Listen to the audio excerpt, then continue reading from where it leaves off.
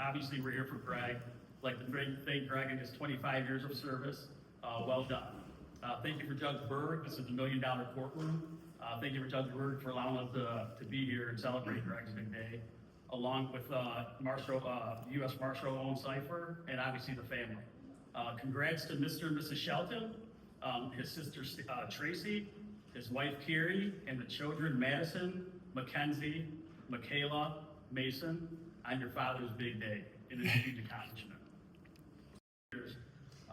I'm just going to say that Greg is currently the longest employee in the Eastern District of Michigan. He's been here 25 years. And nobody has been here in this district that long with rotations. I think after him is maybe Tanya, and then myself at 23. So I've known Greg and been working with him for 23 years, which has been an absolute pleasure. Over the last 23 years, I worked with Greg.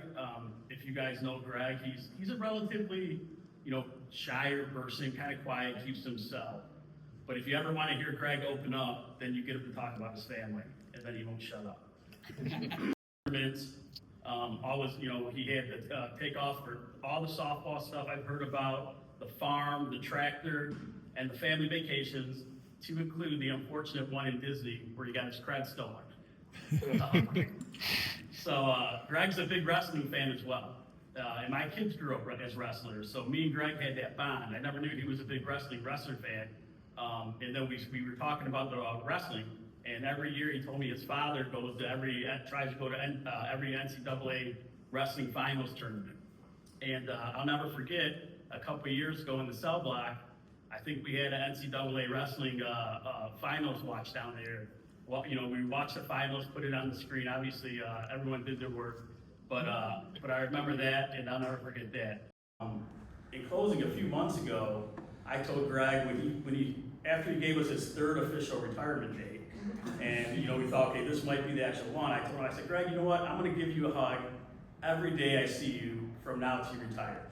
And I think I've done that. Every time I seen him, I made a point to go to the cell block. Some days when I was gone, obviously I couldn't. And I said, Greg, give you a hug. And at some point, he knew, he's like, oh, he's going to forget a day. And then he would kind of just sit there and watch. I'm like, Greg, why don't you remind me? So Greg, come up here for your last hug, buddy. I appreciate everything. You thought I forgot to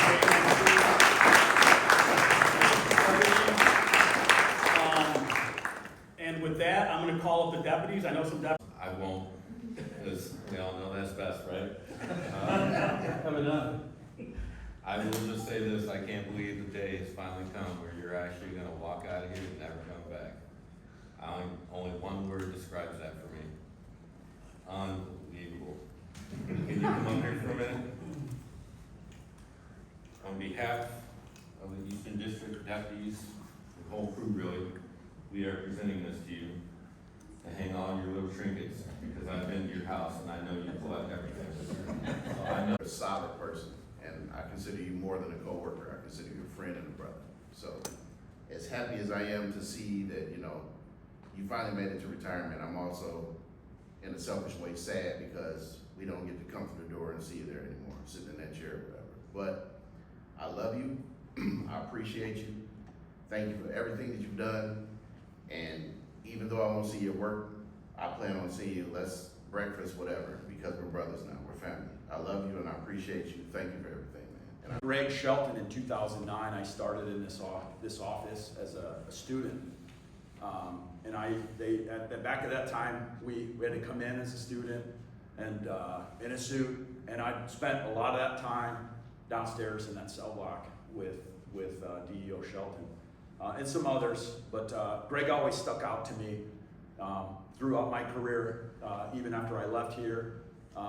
He's always been someone I thought of, and now coming back here in 2021, I became his coworker again and continued that relationship that I had. So I'd really like to really kind of itemize 25 years in the Marshal Service cell block. And I know you look at this as retirement, but some part of it kind of makes it seem like you're just getting out of jail, honestly.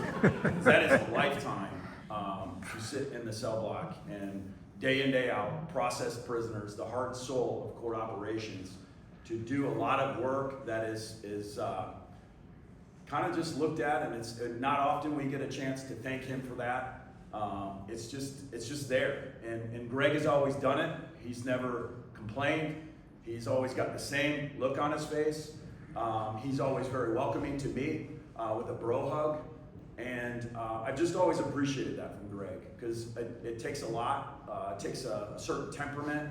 It takes a certain person to deal with our cell block for 25 years.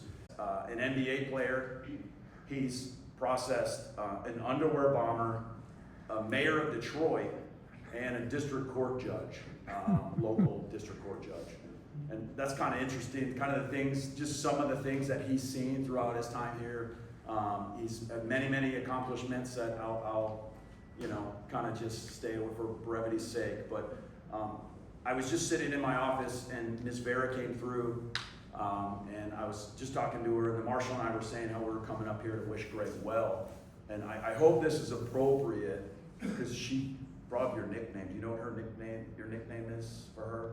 And you gotta take it with a grain of salt. And she calls you her little chubby wubby. That was cool. I thought it was funny. She said she was gonna miss her little chubby wubby. I've been here in the district for 10 years as a senior inspector, a deputy, one thing I can say about Greg is he's just a constant gentleman. I don't think he's ever said a curse word to anybody. I mean, he's just a great, steady, Ed called you a solid guy, right?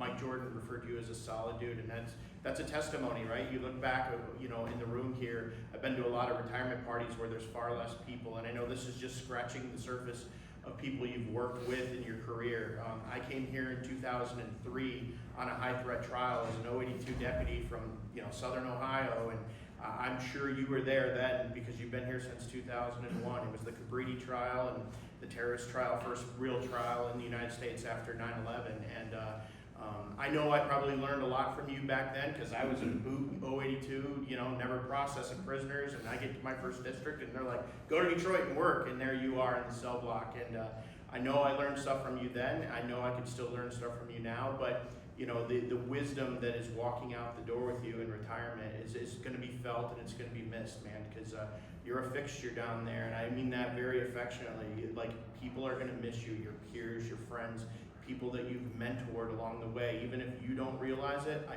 promise you've mentored a lot of people. So I'm very grateful to have been a colleague and worked with you, and we've had some great talks along the way about how we can work to improve the district, and you've always got just really good input, and I really appreciate it. So I want to present the district plaque to you.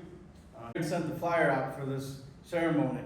I looked at the picture and I said, I'm not sure anybody's going to recognize me without my hat. So if you don't recognize me, here's how I normally look. Had President's Live a couple weeks ago? It did, unfortunately. Somebody thought that hat should go in the museum. Who was that, Caleb? Anyway, I'd like to start out by thanking my parents, because I wouldn't be here without them. Some of you may not know that I was adopted. I was born in Bogota, Colombia, and so I wouldn't be standing here if it wasn't for them. I'd like to thank my sister for her support. I'd like to thank my wife, Carrie, all my 5 kids. Number 5, Maxton, unfortunately, is on a field trip, couldn't be here today. But I've enjoyed working with everybody. It's sad to say goodbye. But thank you.